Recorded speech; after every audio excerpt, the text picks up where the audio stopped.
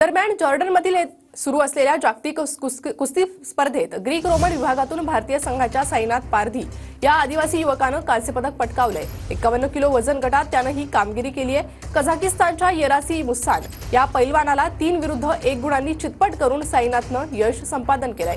साईनाथ पारधी पालघर जिल्ह्याच्या वाडा तालुक्यातील गोऱ्हे गावचा रहिवासी आहे। सुरुवातीला त्यानं भाईंदर येथील गणेश आखाड्यातून कुस्तीचे धडे गिरवले। कुस्ती प्रशिक्षक सदानंद पाटील यांनी साईनाथला मोलाचं मार्गदर्शन केलंय। साईनाथच्या या यशामुळे त्याचं जिल्ह्यात सर्वत्र कौतुक होत आहे।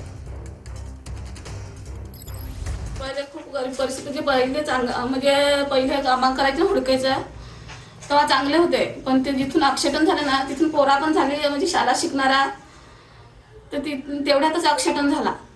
तर शिक्षणासाठी पण पैसे जास्त आम्हाला भेटत नव्हतं। शिक्षणाला असं म्हणजे कोण पण मदत करायचं। आता इतकी मोठी स्पर्धा जिंकलाय तो, अजून पुढच्या स्पर्धा जिंकायला काय भावना आहेत नेमके? तुम्हाला काय वाटतं देशासाठी खेळावं त्यांनी? देशासाठी खेळावं, त्यांना पुढे जावं। आता गरीब परिस्थिती तशीच नाही राहिली पाहिजे आमची गरीब परिस्थिती।